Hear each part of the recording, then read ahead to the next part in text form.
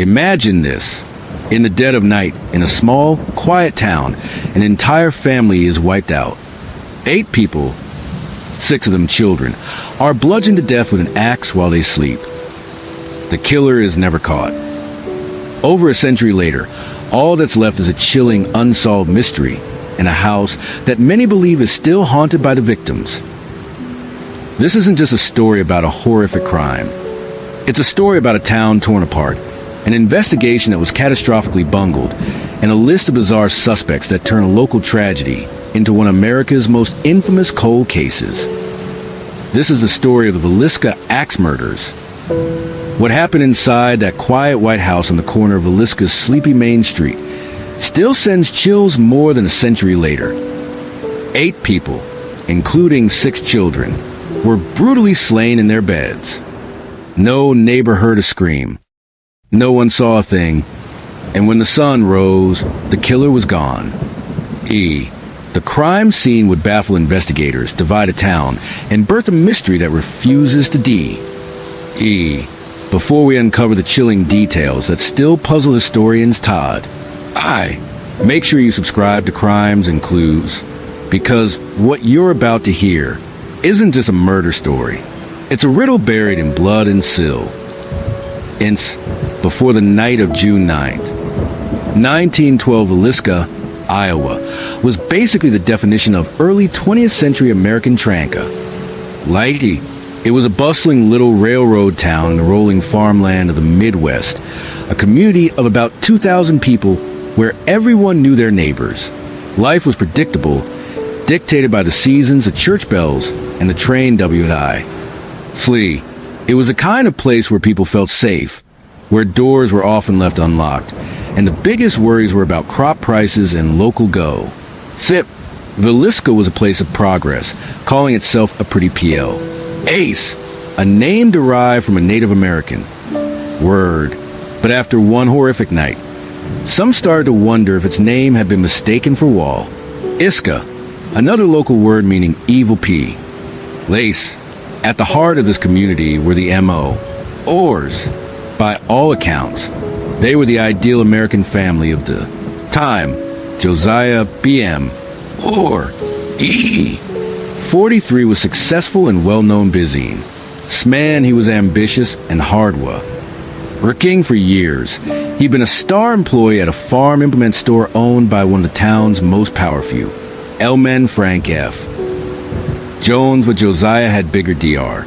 Eames.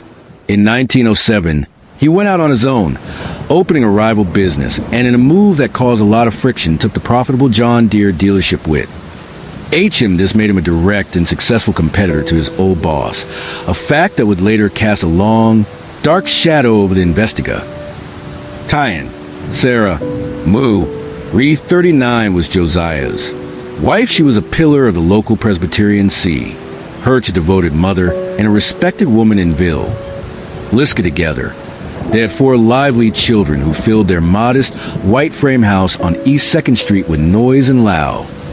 Guider there was H. Ermin, the oldest. At 11, Mary Kath.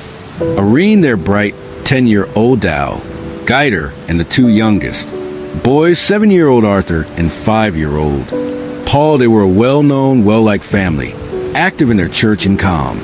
Unity, the kind of family everyone in a small town thinks they know their life was one of routine, hard work, and faith, seemingly safe from the kind of darkness that was about to fall there. Home built in 1868 was a symbol of their hard-won prosperity and their place in Villisca society. Was a home that stood for safety and family, a peaceful, ordinary life that was just hours away from being irrevocably and brutally deaths. Royd, Sunday, June 9th. 1912 started like any other Sunday in Villisca for the Moore F. Aimley, the day revolved around their see. Hirsch, the Presbyterian Church, was holding its annual Children's Day PR. Ogram, an event that Sarah Moore had worked tirelessly to org. Anai's 10-year-old Mary Catherine was set to give a recit. Asian and the whole family was involved in the festive.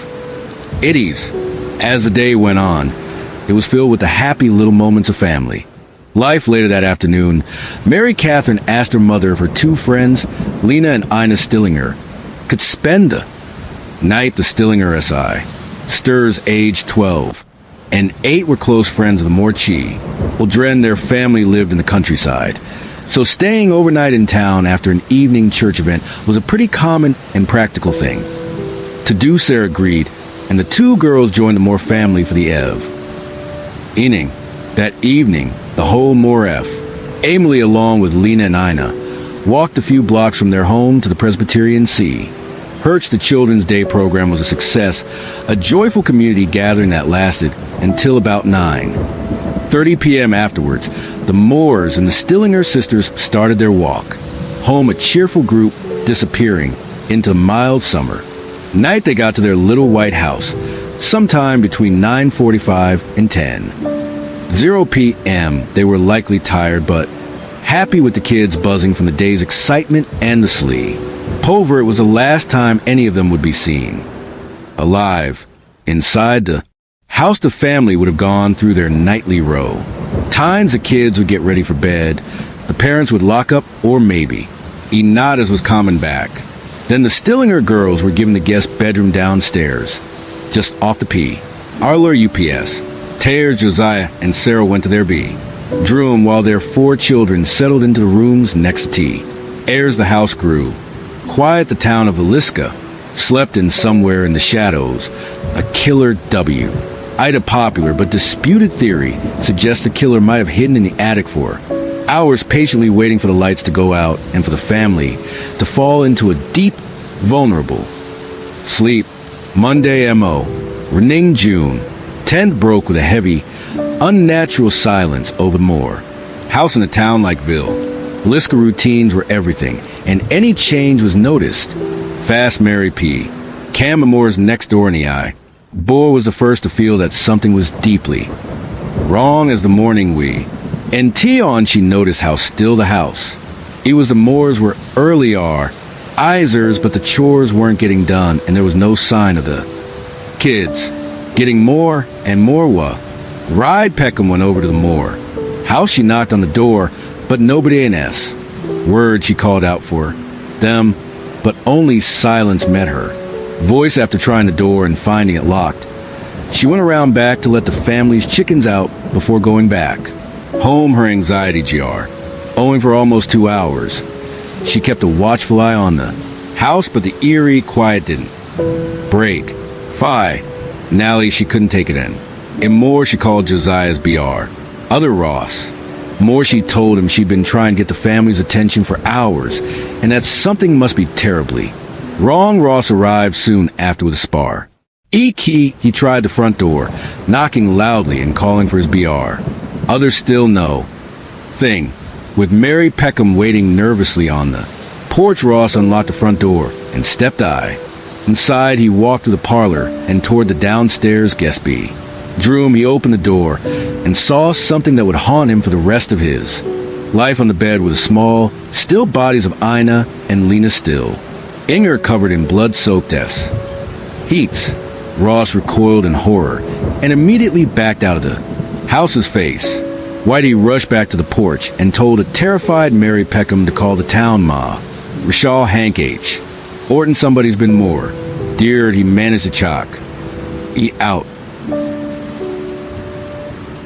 Marshal Horton arrived a few minutes later, and what he found confirmed the town's worst fears. As he moved through the quiet, dark house, the full horror was revealed.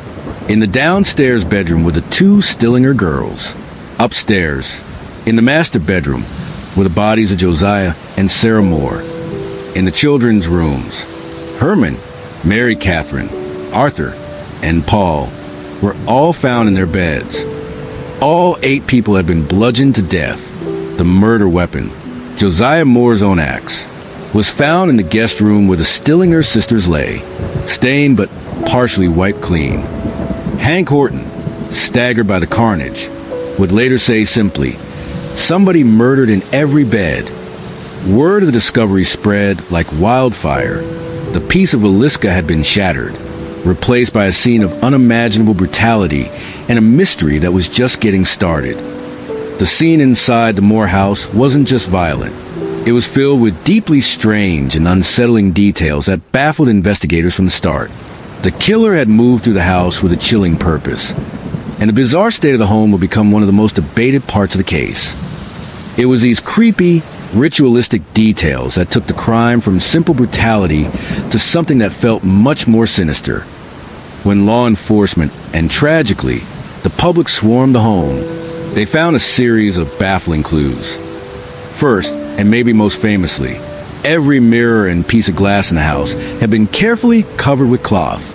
The victims' faces were also covered with bedclothes after they were killed.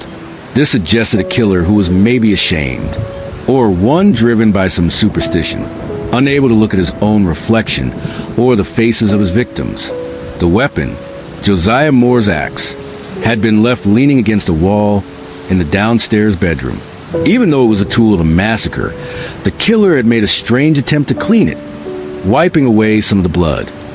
In the kitchen, investigators found a plate of untouched food and a bowl of bloody water, suggesting the killer had paused to wash their hands after the murders. The image of a killer calmly cleaning up before vanishing into the night added a layer of cold, calculating terror. Also in the kitchen, a 4-pound slab of uncooked bacon from the icebox was found leaning against the wall. Its purpose is still one of the case's biggest mysteries. Was it part of a ritual? Something dropped in a hurry? A second piece of bacon was also found, wrapped in a towel. The murders themselves were carried out with unbelievable ferocity. The local doctor estimated each victim had been hit 20 to 30 times with the axe. The killer started upstairs with Josiah and Sarah. Josiah got the most violent attack. He was hit so many times with the blade of the axe that his face was unrecognizable and his eyes were missing. A gouge mark was left in the ceiling above his bed from a wild, upward swing of the axe. All the other victims, including the 6 children, were struck with the blunt end of the weapon. This made some investigators think Josiah was the main target, and everyone else was just collateral damage in an act of focused, personal rage. The killer moved like a ghost. Despite the creaky floors and how close the bedrooms were, only one victim, 12-year-old Lena Stillinger, showed any sign of being awake during the attack. She was found lying crosswise on the bed, which led to speculation that she had fought back. The doors were locked from the inside, and all the windows were covered, shrouding the house in darkness. A popular but unconfirmed rumor claimed 2 spent cigarettes were found in the attic, feeding the theory that the killer hid there for hours, waiting for the family to go to sleep before coming down to commit the massacre. All of these strange elements, from the covered mirrors to the slab of bacon, pointed away from a simple robbery gone wrong. Nothing of value was taken, and toward a killer with a disturbed and complex motive that remains, to this day, completely unknown. From the moment the bodies were discovered, the investigation into the Villisca Axe Murders was a complete and utter failure. In 1912, forensic science was basically non-existent. Things like fingerprinting and blood typing weren't standard police work, and the whole idea of securing a crime scene was poorly understood, especially in a small town unprepared for such a monster. The result was a chaotic and contaminated scene that pretty much guaranteed the killer would get away. As word of the murder spread, a morbid curiosity took over Villisca. Dozens, and some say over 100, people streamed to the Moore home before any real police line was set up. They walked through blood-soaked rooms, destroying any footprints the killer might have left. They touched walls and furniture. In a horrifying display of the frenzy, some people even handled the murder weapon. One widely repeated story, which shows just how out of control things got, is that souvenir hunters chipped off pieces of Josiah Moore's skull. By the time the county coroner arrived, the scene was a mess. He was horrified by the number of people trampling through the house. But by the time he got the marshal to call in the National Guard, it was way too late. The crucial first hours of the investigation were lost, and any chance of finding clean evidence was gone forever. This initial chaos set the tone for the whole investigation. With no physical evidence, authorities had to rely on rumors and questionable witnesses. Bloodhounds were brought in, but their trails led in confusing directions before going cold at a nearby river, leading to the theory that the killer waded to the water to escape, maybe by hopping a freight train. The investigation quickly became a mess of theories and accusations. Local police were overwhelmed, so private detective agencies were hired, each with their own ideas and their own favorite suspects. This just created more confusion and infighting. The most notable detective was James Wilkerson, who became convinced it was a contract killing and spent years trying to prove his theory, which only divided the town more. With robbery ruled out, investigators were left with terrifying possibilities. Was this an act of personal revenge, a random attack by a madman, or something else entirely? The bungled beginning and lack of evidence created a perfect storm of failure from which the case would never recover.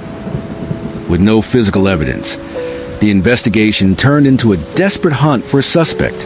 Over the years, a few names have risen to the top of the list, each surrounded by rumors and circumstantial evidence. These are the men at the center of the Villisca mystery.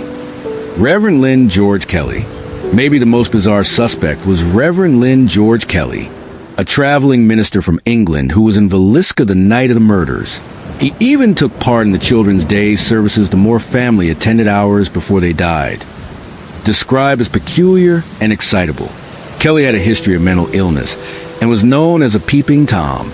Suspicion fell on him when he reportedly mentioned the murders on an early morning train out of town, hours before the bodies were officially found. He also supposedly sent a bloody shirt to be laundered, though it was never recovered. He became obsessed with the case, writing tons of letters to the police and victims' families that showed an unnerving amount of knowledge about the crime. William Blackie Mansfield was the man Detective Wilkerson accused Frank Jones of hiring. Mansfield was a suspected serial killer, believed to be responsible for a string of shockingly similar axe murders across the Midwest. 2 years after Villisca, he was a prime suspect in the axe murders of his own wife, baby, and in-laws in Illinois. The pattern was terrifyingly consistent. Families bludgeoned with an axe, near railroad lines, with mirrors covered. Wilkerson was convinced Mansfield was a cocaine-addicted killer for hire, and that Frank Jones paid him for the Villisca job. In 1916, Wilkerson had Mansfield arrested, but he had what seemed to be a perfect alibi. Payroll records showed he was working hundreds of miles away in Illinois at the time of the murders. Authorities had to release him. Mansfield later sued Wilkerson for defamation and won, despite the chilling similarities between the crimes. The alibi has left Mansfield's role a point of intense debate. The theory that Mansfield was part of a larger pattern leads to the broadest and maybe most terrifying idea. The Moore family and Stillinger girls were victims of a traveling serial killer. Between 1911 and 1912, a series of axe murders happened in Colorado, Kansas, and Illinois that all shared disturbing similarities with Villisca. The crimes often targeted families near railroad tracks, involved an axe, and featured bizarre staging like covered mirrors. Another man, Henry Lee Moore, no relation to the victims, was also considered a suspect. Months after Villisca, he was convicted of murdering his own mother and grandmother with an axe in a crime that had some resemblances to the slayings. This theory suggests the killer was a transient who moved from town to town by train, committing his crimes and disappearing before police could connect the dots. In an era without national databases, a traveling killer could operate almost freely. For many, the idea of an unknown phantom killer stalking the railways is the most plausible and most chilling explanation of all. Over a century later, the Villisca Axe Murders are as cold and confusing as ever. No one was ever convicted, and the truth of what happened that night is likely lost to time. The case is a perfect storm of unanswered questions, a puzzle with too many pieces that just don't fit. The reasons it's still a mystery are clear. The investigation was hopelessly botched from the very start. The contamination of the crime scene by hundreds of curious townspeople destroyed any chance of finding real forensic evidence. And in 1912, the tools of modern criminology didn't exist. There was no DNA testing, no advanced fingerprint analysis, and little understanding of criminal profiling. The long list of suspects, each with their own arguments for and against them, only muddied the waters. Was it the disturbed minister acting on a divine command? The vengeful business rival who hired a professional killer? Or a faceless predator, a serial killer moving to the heartland? With no real evidence, every theory is as plausible and as unprovable as the next. The town of Villisca was permanently scarred. The community was torn apart by suspicion, with neighbors turning on each other and families ruined by rumors. The murders marked the end of an innocent era for the small Iowa town, leaving a legacy of fear that lingered for generations. Today, the Moore family home still stands on its quiet street. It's been restored to its 1912 appearance and is now a historical site and a hot spot for paranormal investigators. For many, the house isn't just a crime scene, but a place where the victim spirits still linger. Over the years, countless visitors and overnight guests have reported all kinds of unexplained phenomena. People claim to hear the disembodied voices and giggles of children, see objects move on their own, and capture mysterious orbs and photos. Some have felt a deep sense of dread upon entering the home. EVPs have allegedly captured ghostly whispers, with some claiming to have communicated with the spirits of the children. The children's bedroom and the downstairs room where the Stillinger sisters died are said to be paranormal hotspots. One of the most popular legends is that the passing of the 2 a.m. train triggers residual hauntings, replaying the energy of that night. In a widely reported incident in 2014, a paranormal investigator staying overnight stabbed himself in the chest, a wound he claimed was self-inflicted after being provoked by something he couldn't see. Whether you believe in ghosts or not, the house on East 2nd Street has become a focal point for the tragedy's dark energy, a place where the horror of the past feels chillingly present. The legend of the haunting has kept the story of the Villisca Axe Murders alive, ensuring that the 8 people who lost their lives on that terrible night are never forgotten. The Villisca Axe Murders remain a haunting chapter in American true crime, a grim reminder that sometimes the most monstrous acts go unpunished and the biggest questions go unanswered. The story is a chilling testament to the darkness that can lurk just beneath the surface of even the most peaceful places. So, what do you think happened in that little white house over a century ago? Was it a crazed preacher, a vengeful rival, or a phantom serial killer? Drop your theories in the comments. I'd love to read them. And if you found this story compelling, be sure to like this video and subscribe for more dives into dark history.